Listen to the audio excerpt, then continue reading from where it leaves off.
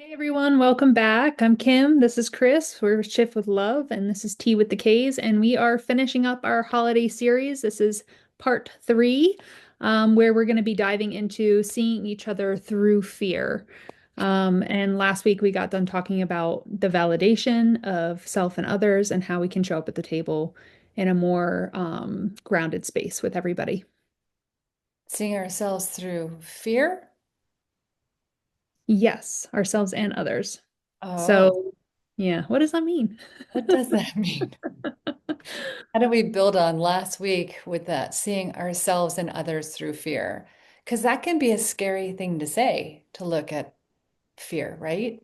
hmm Well, yeah, it's fear, right? It's scary. It So, is. But what um, does fear have to do with the holidays and Thanksgiving and sitting at the table with our families? yeah, well, if you go back to last week's video, we were talking about, the jerk of a dad that might show up or that person that, rubs you the wrong way or they're controlling or maybe you're controlling and where that control and the anger stems from is fear. And so it's really important to look at yourself. What is the fear that's running my show right now?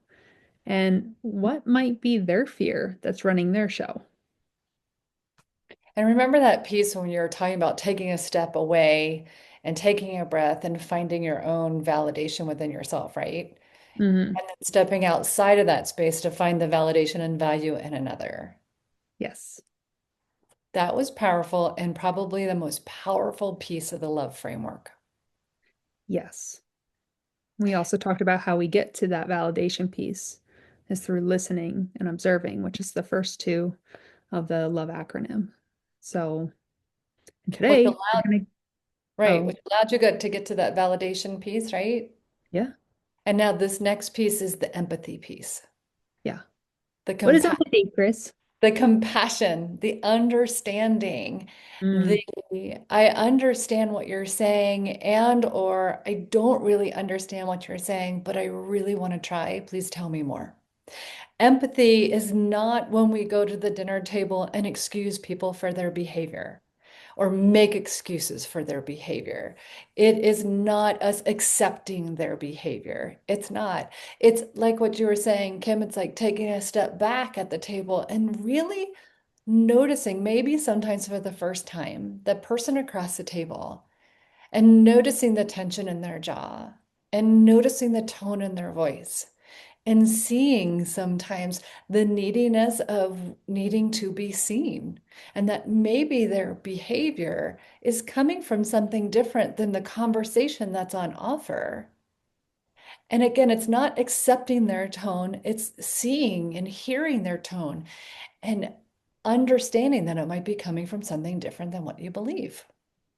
yeah, it might be coming from their fear that has been running their show their entire lives, and it is all they know. And when we get to this empathy piece, what's really important is that this is not only going to create a place where you can understand other people, but this is really the empowerment piece that we talk about in our relationships. It's like it empowers you to realize, oh, I understand where they're coming from. I understand Uncle Bob has these anger issues, and it's probably coming from somewhere dark and deep that I don't know about. And also, with that said, is that it's not my responsibility to heal him, and that's the empowerment piece. And that's where we're like, we don't have to fix everything. We don't have to fix everyone and their problems. All we can do is look at ourselves and fix that. So that's where the empathy turns into empowerment. And personal responsibility. Yes. So 100. personal responsibility brings the awareness back to self. And it is the opportunity to say, I no longer want to react to what I've been reacting to my entire life. I want to respond to how I want to feel and the interaction that I want to receive back from the person across the table from me. One of the other pieces that we talk a lot about are patterns and habits. So many of our families come to the table with old patterns of communication. When we can take a step back and sit in the seat of literally find your body in the chair that you're sitting in and feel it and start observing the table. What do you notice? What is your family pattern? Name it. Is it a pattern of criticism? Might be. It might be what everybody is used to doing. Where does it come from? It could come from an old habit, an old fear, an old pain. But your personal responsibility is how do I want to feel? And can I start breaking this pattern? Because if I'm the one person at a table of 10 that chooses to respond different than everybody else, what happens? Because prior to that, it's a ping pong, old patterns of family ping pong off of each other. Except you're going to take that paddle and you're going to put it down. That Yep. changes the rhythm and pattern of the family. Hmm. And I love that analogy right? because I can just imagine like that ping pong ball coming at you and you put your paddle down and instead of it bouncing off, it just falls to the ground. Yeah. Yeah. And And maybe somebody else will pick it up and start the game again. But you 100%. have that choice. I'm not going to participate. 100%. But even as you said it, what came up for me as I put that paddle down, right? In that moment, there's a pause at the in the game. Yeah. There's What a is she pause. doing? So yeah, so the energy is ping, ping, pong, pong, pong, poo, pause. Whether people are conscious of it or not, that pause creates a different response in the person across the table from you. Mm, Now, might that other person pick up the paddle? For sure. Why? It's a habit. And they're going to try to lobby that ball right back at you. I don't know if lobbying happens in ping pong. It's the word that came up. They'll lobby that ball back at you. And for most of us, we pick up that paddle again because it's a habit. Notice it. And then hmm you can choose to choose again, put that paddle back down. mm, The key in a lot of this too is catching the actions and reactions and being in personal responsibility of how you want to respond. Catching when you find yourself back in the pattern, don't judge that. yeah. Oh, there it is. Oh, Yeah. there it is. Okay. That's because you love everybody so much. You just want to be a part of it. I get it. And I can put you down too. And that's, yeah. And this is where the empathy for the self comes in too, right? It's like in that moment when you pause and you notice that behavior and you say, "Oh, isn't that interesting? Why'd you do that?" You know, it's like, "Oh, I know why you did that. You just want to belong." Okay, I Yeah. gotcha. Yeah. And it sounds a little cheesy, but if you really unpack it for a minute and sit with it, why do we go to the Thanksgiving table? Because we want to feel nostalgia and connection and belonging. And that's why we go. So if that's Hmm. why we go, old patterns are going to pop up. They have to. Yeah. But a new pattern can evolve when we say, but I just want to start doing this differently. And I can play this game at this table because sometimes we do. But I can also choose when I walk out that door, I'm not bringing that paddle to my table. Mm, And mm, it's like all of this that we're talking about. There's no black and white, there's no right or wrong. Be with what is, and the invitation to keep coming back to yourself. How do you want to feel? What game do you want to change? How do mm. you want your table to feel without leaving everybody behind? That's not true. They're lovely. Most people just don't know they're playing a game Yeah. until you start putting the paddle down. Right. Which brings us to the final piece of Thanksgiving, gratitude. Isn't Mm. that what Thanksgiving thanks for, right? Oh, I just got such goosebumps. I'm gonna get emotional again. So start talking, Kim. I didn't do it this time. Yeah. Let's That's what this whole holiday season is about. Thanksgiving, Christmas, all of it. It's about even New Year's, you And know, it's about Hanukkah or giving, whatever yeah, religion or whatever whatever holiday. religion it is, it's That's about right. giving thanks and coming together in some sort of community to give thanks, to say thank you. And gratitude is like the easiest way to stay in connection with people, because if I can show up at that table with angry Uncle Bob and I can have gratitude for the lessons that he taught me, for the empowerment that he gave me, because I didn't want to be like that, for Mm, the understanding that people are suffering silently, like I got goosebumps now. Be grateful for everything that is there at that table with you because it's not going to last forever. It's just not. We never know when our time is up. We never know when their time is up. We don't know if this is going to be the last Thanksgiving. We just don't. And hmm just being in that place of like appreciating your family for exactly where they are, every single one of them, not trying to change them, just understanding where they're at and being thankful for it.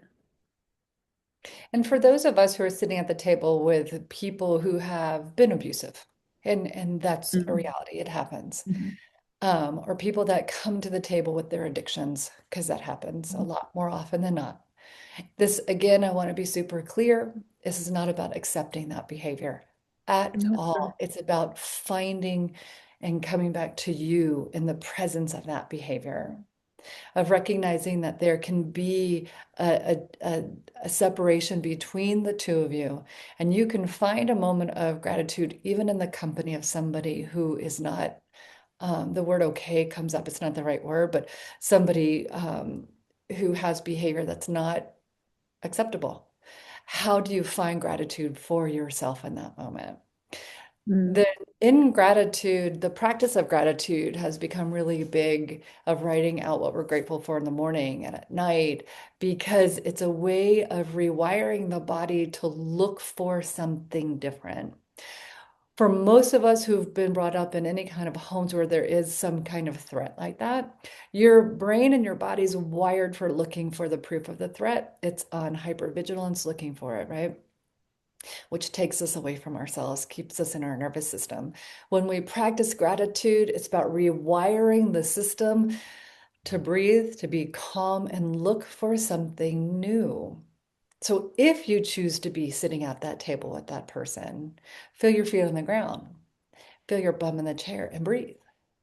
Mhm. Find gratitude for what could be that 4-year-old little niece of yours sitting across the table with that little giggle. Wow, she's beautiful. Feel that. Saying I'm so grateful for my little niece is one thing. Feeling the gratitude for your little niece is where you begin to rewire everything. And just think for a moment,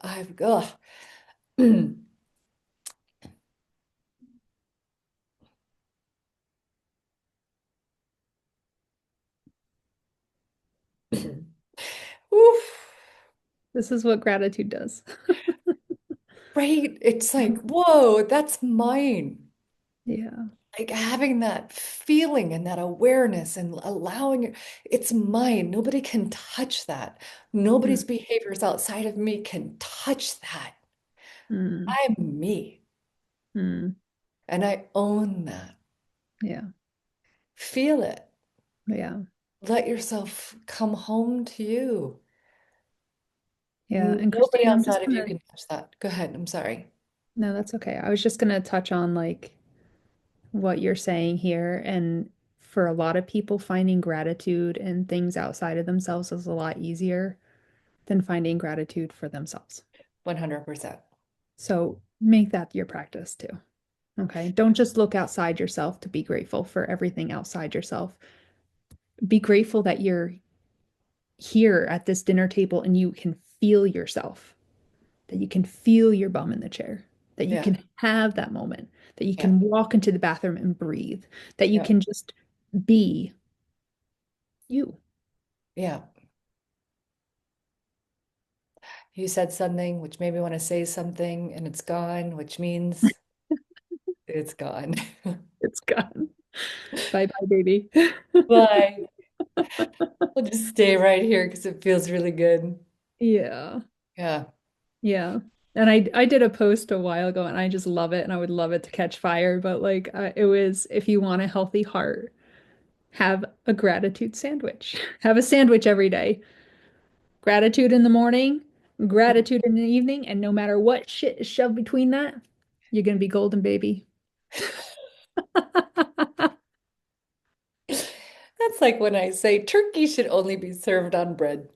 It's Thanksgiving, but probably won't eat the turkey. I'll probably put it in a sandwich the next day. Yeah, Tangent. And that was maybe a total tangent. I don't get the turkey reference. I don't get that turkey reference either, but maybe it's because it's time to wrap this up. Yes, And so, as we close this three-part series, and if you haven't seen the other two, we really invite you to go back and look at those two. It builds on where we are today. It really does. And we invite you to just take a breath and pause and remember why we even began this. So, just so to share, we started this conversation by talking about how uncertain the world feels right now, how the air itself seems to hum with so much change that it can actually be really confusing to our systems.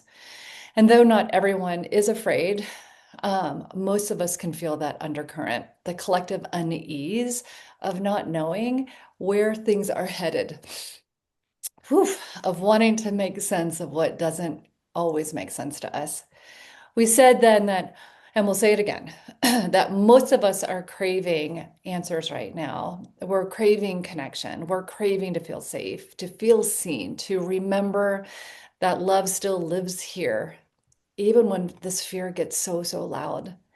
So, in our first conversation, we explored what it means to listen and observe, to stay curious when others are reactive, to create safety through our own presence. Because when we listen without defense, we build bridges where walls once stood. that's right. And then in our second conversation, we talked about belonging and feeling validated and how it begins right here within yourself, and that you can belong to yourself without betraying who you are. And that validation is how we remind ourselves, I make sense, my truth matters, they make sense, their truth matters. And here today, we spoke about empathy, the courage to see others and ourselves through all the fear, to offer understanding even when we aren't understood ourselves. Empathy does not mean to agree, it means to choose peace over pride, compassion over control. All of this, belonging, listening, empathy, lives inside the practice of love. To listen, observe, validate, and empathize. It's how we come home to ourselves. It's how we show our children what humanity looks like in action. And it's how we begin to heal the spaces between us, the ones that are conscious and the ones that are not. So, wherever this season finds you, around the crowded table, on a quiet walk, or choosing stillness at home, may you know that you are not alone. May you hold your heart gently. May you find connection where you can. And may you remember that love is not something you wait for, it's something you practice and it's something you offer. Mm, These are the beginning days of something new. And we'd love for you to walk with us as we continue exploring what it means to shift with love in your home and in your relationships with your children and in the world, that we're all creating this together. and that's right. Join us for what comes next because there's a lot coming. Um, and the more we practice conscious love, the more connected we are with the world and with everybody around us. And so we invite you to go to our website, shiftwithlove.com. We have a couple of offerings on there. We also want to invite you to see our daily posts on Instagram. You can find that in the link. And we just invite you to come and follow us and join this journey and join our community. And we also have that holiday ebook. So if you want to dive a little deeper into what we're talking about in this series, go get that book on our website. And I don't know if we've talked enough about that ebook. I don't think we did, No, but yeah, we can. it's a really important guide for those of us because I think one of the things you may have heard us repeat over and over is practice, practice, practice. Why? Because a lot of us, I'm going to go back, we're into these old habits over here, but we want to move into new ways of being here. The way to do it is to practice. And we've created a book that helps you do that so that you have it in your hands every day to come home to you through a practice. And when Kim talks about our posts like on Instagram, those are daily reminders. We all need reminders to start shifting what's going on inside to a different way of being. Yeah, that's right. And that holiday ebook that we have out is not just for the holidays. It No. literally is a reminder for any time of year. We just call it coming home for the holidays. It does give you a couple of examples in there of what happens at the holiday table, like Yes. some stereotypical conversations and situations that can happen at the holiday table, and gives you some different ways of meeting those moments and yourself. Yeah. So go check it out, please. And please support us by purchasing it. It's only $9.99. So we would really appreciate that. And we also hope you and your family have a wonderful, amazing holiday season, regardless of how you celebrate it. Yes. And we are so grateful for all of you.